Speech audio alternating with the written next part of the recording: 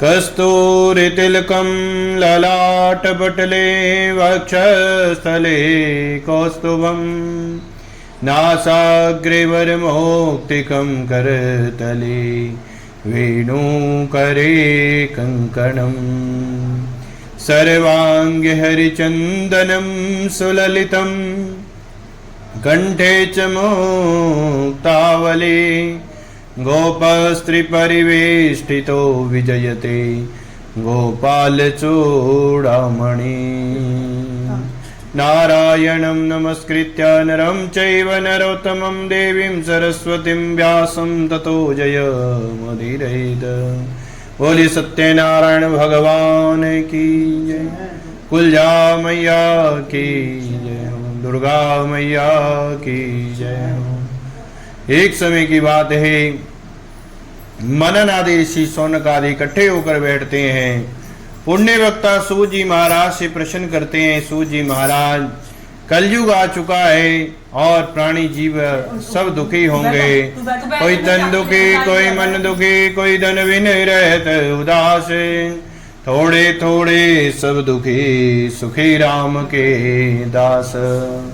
केवल और केवल भगवान के दास ही सुखी होंगे। और कहते कोई तन से, कोई मन से, कोई आत्मा से, कोई घर मकान की चिंता से, कोई कहते हैं महाराज खाने की चिंता से, कोई खाने की खिलाने की चिंता से, अनेक प्रकार के दुखों को भोगते हुए कलयुगी जीव इस संसार में अपना जीवन यापन करेंगे। नाना योनि समुत्पन्ना नाना कलेश समन्विता। कहते हैं महाराज अनेक प्रकार की योनियों में उत्पन्न, और कहते हैं मनुष्य जीव आत्मा सब जो है दुखी है और अनेक प्रकार के जो है दुखों से, नाना कलेश समन्विता, नाना कलेशों से युक्त है, दुखों से पीड़ित है। किस प्रकार से जो है उनका दुख दूर हो जावे, उसी के लिए शौनक आदि ऋषियों ने निमिषारण्य की पावन भूमि पर इकट्ठे होकर सूत जी महाराज जो ऊंचे आसन पर विराजमान है उनसे प्रश्न किया। और सूत जी महाराज ने भी शौनक आदि ऋषियों का मनोरथ पूर्ण करने के लिए उन्हें जो है कलयुग के अंदर जो है नारायण भगवान ने जो नारद जी से वार्ता करी थी उसी के बारे में कहने लगे। कहते हैं कि एक बार की बात है कि नारद मुनि जी भी तीनों लोकों में भ्रमण करते हुए मन बड़ा दुखी था। सोचा धरती लोक पर जाकर जो है मन बड़ा सुखी हो जाता है। हर जीव सुख के लिए इस धरती लोक पर ही पहुंचता है। और नारद मुनि जी भी कहते हैं महाराज इस संसार में पहुंचे, धरती पर पहुंचे। नाना तीर्थ भ्रमणेशु, कहते हैं अनेक तीर्थों पर भ्रमण किया। हरिद्वार आदि रंग, श्रीरंग, सेतुवंद आदि प्रयाग नाना तीर्थों पर घूमकर कहते हैं महाराज जैसे जैसे आगे बढ़ते चले गए मन और दुखी होता चला गया, क्योंकि महाराज तीर्थों पर जो है साफ सफाई नहीं रही और महाराज संत महात्मा जो है लुटेरे हो चुके हैं। कहते पाखंडो निरतो संतो हो। और कहते हैं महाराज चोले तो संतों के पहन रखे हैं परंतु उनके कर्म संतों के नहीं हैं। ब्राह्मणों की दशा भी ऐसी ही देखी, जो अच्छे संत महात्मा हैं, अच्छे विद्वान ब्राह्मण हैं, लोग उनका अपमान कर रहे हैं। और कहते जो पाखंड से युक्त कर्म कर रहे हैं, कहते हैं उनकी लोग जय जयकार कर रहे हैं। आगे चलकर धोचा भी भाई गृहस्थी वाले ही सुखी होंगे, परंतु कहते हैं महाराज घर गृहस्थी में भी वही नाना क्लेशों को देखकर आगे गए तो महाराज कहीं भी शांति नहीं पाई। गौ स्त्री ब्राह्मण संत आदि का अपमान देखा। देखकर नारद मुनि जी भी कहते हैं महाराज पहुंच गए भगवान नारायण के लोक में। वैकुंठ लोक में जाकर हाथ जोड़कर प्रणाम किया। अनेक स्तोत्रों से भगवान विष्णु का ध्यान किया और कहते हैं भगवान विष्णु प्रसन्न होकर बोले, हे नारद जी किस काम से जो है आज वैकुंठ की ओर आए हो। नारद जी ने अपना मनोरथ कहा कि महाराज मैं धरती लोक से आ रहा हूं, परंतु कोई भी जीव आत्मा प्राणी सुखी नहीं देखा, क्योंकि कलयुग का राज्य चल पड़ा है और कलयुग में पाप ही पाप जो है महाराज दिख रहा है। पुण्य तो महाराज लेश मात्र ही है। अनेक प्रकार के दुखों को देखकर आपकी शरण में प्रभु आया हूं, क्योंकि संसार का जीव भी जब सब दुखों से पीड़ित हो जाता है, कोई रास्ता नजर नहीं आता तो अंत में भगवान नजर आते हैं और कहते हैं महाराज भगवान ही इनके दुखों को दूर कर सकते हैं, उसी के लिए मैं आपकी शरण में पहुंचा हूँ। नारद जी की बात सुनकर भगवान नारायण ने कहा, हे नारद जी, इस धरती पर जो है महाराज दुखालयम शाश्वतम धरा, इस दुख ये धरा जो है ये धरती दुखों का घर है। सुख तो केवल ब्रह्म मात्र में है। ये काम करने से सुख होगा, गृहस्थी बसाने से सुख होगा, बच्चे पैदा करने से सुख होगा, परंतु सुख तो कहीं भी नहीं है महाराज। सुख तो केवल राम नाम में है। इसीलिए कलयुगी जीवों के बारे में कहा, हे नारद जी, नेक प्रकार के दुखों को भोगते हुए ये कलयुगी जीव फिर भी अपने आप में ही मस्त रहेंगे और महाराज परमात्मा की चिंता किसी को नहीं होगी, क्योंकि ये शरीर हमें परमात्मा को पाने के लिए मिला। परंतु कहते हैं कलयुगी जीव तो इसे अपना मानकर अनेक प्रकार के कर्मों में लगा देते हैं और जिसके लिए आए हैं वो कर्म भूल जाते हैं, क्योंकि आत्मा और परमात्मा का मिलन भगवान के मिलन से ही हो सकता है। और कहते जब तक आत्मा ये दूषित रहती है तब तक अनेक योनियों में इसे भटकना पड़ता है अपने कर्मों को भोगने के लिए। जब ये शुद्ध हो जाती है तब परमात्मा के पास पहुंचती है और वह कोई बिरला ही होता है। बाकी संसार में जो है महाराज ऐसे ही दुखों को भोग रहे हैं। नारद जी ने हाथ जोड़कर प्रार्थना करी, हे महाराज प्रभु नारायण, कोई ऐसे कथा, ऐसा व्रत, ऐसा तप, ऐसा ध्यान, ऐसा मंत्र बता दीजिए जो कलयुगी जीवों के लिए सुलभ हो, आसान हो और छोटा भी हो, क्योंकि जैसा युग होता है भगवान के कर्म भी वैसे ही बन जाते हैं। अनेक प्रकार के दुखों को भोगते हुए भी कलयुगी जीवों के लिए ऐसा कोई थोड़ा सा समय बताइए जिसके करने से का फल ज्यादा होवे और कलयुगी जीवों का कल्याण भी हो जाए। भगवान ने कहा है, नारद जी, बिना सत्संग विवेक न होई और राम कृपा बिनु सुलभ न सोई। बिना सत्संग से, बिना भगवान के भजन के और बिना भगवान के नाम जप क्रियाओं के द्वारा ही भगवान को प्रसन्न करके सुखों को पाया जा सकता है। कलयुग के अंदर सबसे छोटा व्रत एक ही है, वो है सत्य नारायण भगवान का व्रत। और सत्य वही है जो भगवान है और नर यानी के मनुष्य, आयन मतलब घर, कहते हैं सच्चा घर मनुष्य का वही परमात्मा गए, परंतु हम इसी ईंट पत्थर के घर को अपना अच्छा मुखा मान लेते हैं, सच्चा घर मान लेते हैं। और फल स्वरूप सत्य नारायण भगवान की कथा ही सर्वश्रेष्ठ कलयुग में होगी, क्योंकि एक घड़ी का सत्संग ही जो है व्यक्ति का जीवन कल्याण कर देगा, अगर उसे भी ध्यान से सुन लिया जाए। मन में कोई बात बैठ जावे, कहते हैं सत्संग सुनने से कोई लाभ नहीं जब तक वह सत्संग हमारे जीवन में नहीं आया, जब तक वो सत्य की बातें हमारे मन में नहीं बैठी, जब तक हम सत्य बोलना नहीं सीखेंगे, सच कहना नहीं सीखेंगे, तब तक सत्संग का कोई हमें लाभ नहीं है। सत्य ही सबसे बड़ा तप है, कहते हैं महाराज। सत्य बराबर तप नहीं, झूठ बराबर पाप। कहते हैं महाराज सत्य अगर कोई कहने लग जावे तो उसको भगवान का नाम जपने की भी जरूरत नहीं। भगवान कहता है उसके पीछे तो मैं घूमता हूँ महाराज, क्योंकि सच कहने जो है महाराज सबसे बड़ा कठोर तप है। क्योंकि सुनीति से प्रेम कम करती है दुनिया और सुरुचि से ज्यादा करती है। जो मैं चाह रहा हूँ वही होना चाहिए, वह सुरुचि। और सुनीति कहती है महाराज जिसका जो धर्म है, पुत्र का धर्म पुत्र के अनुसार होना चाहिए। और कहते हैं महाराज जो पत्नी का धर्म है उससे पत्नी को रहना चाहिए, जो माता पिता का धर्म है वह कहते हैं उस धर्म से रहना चाहिए। परंतु कलयुग के अंदर तो सबसे बड़ी विडंबना यही है कि सब जो है मनमुखी है। और कहते हैं जब तक मनमुखी जीव रहता है तब तक वह सुख नहीं पा सकता, क्योंकि सच्चा सुख तो कहते हैं सत्य के रास्ते पर ही है। झूठे रास्ते पर जाकर जो है कहते हैं महाराज दुख ही मिलेगा। इसीलिए कलयुगी जीव स्वयं को ही अपना सर्वश्रेष्ठ मानते हैं और सुरुचि से प्रेम करते हैं।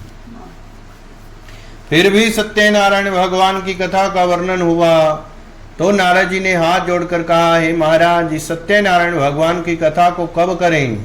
कहते हैं महाराज भगवान के लिए कोई समय कोई दिन देखने की जरूरत नहीं पड़ती, परंतु फिर भी कहते हैं महाराज कलयुगी जीव है, इसीलिए शुभ मुहूर्त में जो है किया हुआ कोई भी कर्म जो है हमारे शुभ कर्मों को, पुण्य कर्मों को बढ़ाता है।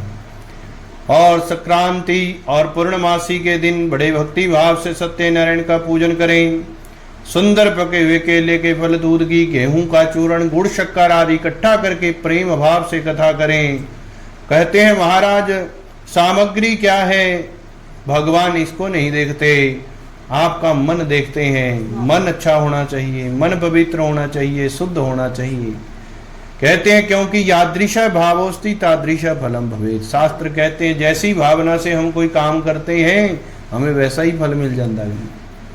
दुकानदारी से खोलने से पहले ही रोन लग जाओगे तो कहते दुकानदारी फेल है। उसी प्रकार परमात्मा का नाम भी है। कहते हैं एक दिन में कुछ नहीं होता परंतु एक दिन सब कुछ होता। क्यों जी? एक दिन का जन्मा हुआ बच्चा कुछ नहीं कर पाता परंतु वही एक एक दिन करके कहना बड़ा होके जवान हो गया तो कहते हैं महाराज जो अपना भी बोझ नहीं उठा सकता था वो सबका बोझ उठा लेना। तो कहते हैं महाराज उसी प्रकार जो है जिस प्रकार भोजन जरूरी है, खाना पीना जरूरी है, उसी प्रकार जीव को जो है कल्याण के लिए परमात्मा का नाम भी जरूरी है।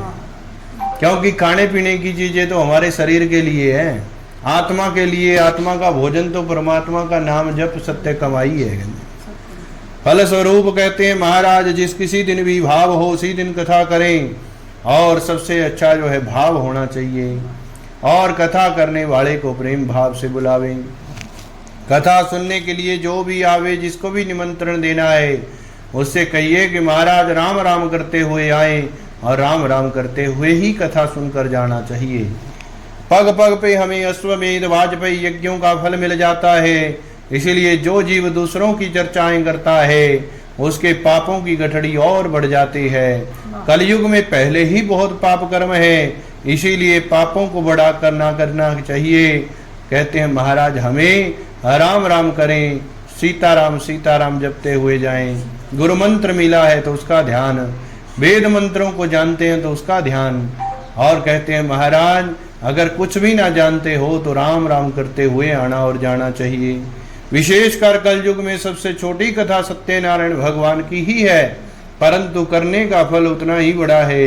और महाराज जो कोई इसे करेगा उसकी सब मनोकामनाएं सत्यनारायण भगवान पूरी करेंगे। बोले सत्यनारायण भगवान की जय। कहते हैं सबसे पहले यह कथा सतानंद नाम के एक गरीब ब्राह्मण ने करी। क्योंकि ब्राह्मणों को दुखी देखकर भगवान भी ब्राह्मण दुखी हो जाते हैं और दुखी मन लिए हुए भगवान भी एक दिन इसी ब्राह्मण देवता से मिलने आ जाते हैं और ब्राह्मण का रूप धारण करके पूछते हैं दुखी होकर घूमते हो, क्या कारण है महाराज? ब्राह्मण देवता अपनी व्यतीत बातें हुई बताने लग गया कि महाराज पूर्व जन्मों में जरूर पूर्व जन्मों में पाप कर्म किए होंगे जिसके कारण आज दुखों को भोग रहा हूँ और इस जन्म में ग्रह दशा अच्छी न होगी तो महाराज दुख मिल जाते हैं। मांगने तो हर रोज भिक्षा जाता हूँ परंतु बड़ी मुश्किल से घर का गुजारा चलता है, भिक्षा भी मांगने पर नहीं मिलती। ब्राह्मण देवता का मन दुखी देखकर बुढ़े ब्राह्मण का रूप धारण किए भगवान नारायण ने उन्हें सत्यनारायण भगवान का कथा व्रत करने के लिए कहा। हे ब्राह्मण देवता यद्यपि आप भक्ति भाव से सत्यनारायण भगवान की कथा को कहेंगे और गाएंगे और करेंगे तो मैं अवश्य ही विश्वास से कहता हूँ कि आपका कल्याण ही होगा, पाप कर्म नष्ट होंगे, इस लोक की सुख संपदाओं को आप भोगोगे। कहते हैं भगवान के कर्मों में विश्वास होना जरूरी है और फल स्वरूप ब्राह्मण देवता ने जो बताया है उसे अवश्य करूंगा। सदानंद जो है महाराज घर पहुंच गया परंतु रात भर यही सोचता रहा कि महाराज मांगने से भिक्षा मांगने पर जो है घर का खर्चा नहीं चलता, भगवान आपका पूजन कैसे करूं? यही कलयुगी जीवों की भी दशा है महाराज कि भगवान का काम करने से पहले सोचने ही लग जाना महाराज कैसे होना कैसे होना। भगवान कहते हैं महाराज तू मन तो बना, मैं तो तेरे पास ही खड़ा हूं। सतानंद भी पूरी रात सोच विचार करता रहा। सवेरे उठकर मन में आज विश्वास कर लिया, संकल्प कर लिया कि अगर एक दिन भोजन नहीं करूंगा तो क्या मर जाऊंगा। तो कहते हैं महाराज आज विश्वास हो गया तो कहते हैं भाव से भगवान का नाम स्मरण करते हुए आज चल पड़ा भिक्षा मांगने। जहाँ 1 किलो आटा मिलता था वहीं 3 किलो मिल गया। इसी में भगवान की कृपा समझकर खुश हो गया कि आज मैं भी भूखा नहीं रहा और मेरा मनोरथ भी पूर्ण हो गया। भगवान हमारा मन देखते हैं, करने कराने वाले तो वो खुद ही हैं। और भाव से सत्यनारायण भगवान की कथा करी, जिसके प्रभाव से धन पुत्र सुख वैभव पाने लगा और उत्तरोत्तर वृद्धि को प्राप्त हो गया। हर महीने की पूर्णमासी संक्रांत जब मौका मिला, भगवान सत्यनारायण का पूजन करने लग गया और जैसे जैसे पूजा करता गया वैसे वैसे वृद्धि को प्राप्त हुआ। यही ब्राह्मण एक दिन धन की वृद्धि के लिए बैठकर पूजन कर रहा था कि उसी टाइम एक लकड़ी बेचने वाला आ गया और लकड़ियों का भोजा सर पर रखे हुए प्यास से व्याकुल था। पानी पीने की इच्छा से ब्राह्मण के ही घर के अंदर चला गया और देखा कि वहां बैठकर जो है ब्राह्मण देवता सबके साथ पूजन कर रहे हैं। तो ये लकड़ी बेचने वाला भी वहीं बैठ गया, सुनने लग गया। जैसे ही व्रत को सुना, मन बड़ा प्रसन्न हो गया और महाराज मन को बड़ी शांति प्राप्त हुई। हाथ जोड़कर ब्राह्मण देवता से पूछने लगा, हे ब्राह्मण देवता, इस व्रत को सुनकर देखकर मेरा मन भी कर रहा है कि मैं भी इस व्रत को कराऊं। इस व्रत के बारे में मुझे भी बता दीजिए। भगवान सत्यनारायण की जब कृपा हो जाएगी, मेरे पास भी 2-4 रुपये हो जाएंगे तो मैं भी इस कथा को करूंगा। लकड़ी बेचने वाले ने सब वृतांत सुना। ब्राह्मण देवता ने सब कथा कही कि मुझे भी एक ब्राह्मण ने इस व्रत के बारे में बताया। मैं भी पहले भूखा रहता था, भिक्षा मांगने पर भी कुछ नहीं मिलता था, परंतु जब से सत्यनारायण भगवान की कथा करनी शुरू करी, तब से आज सब कुछ मेरे पास है।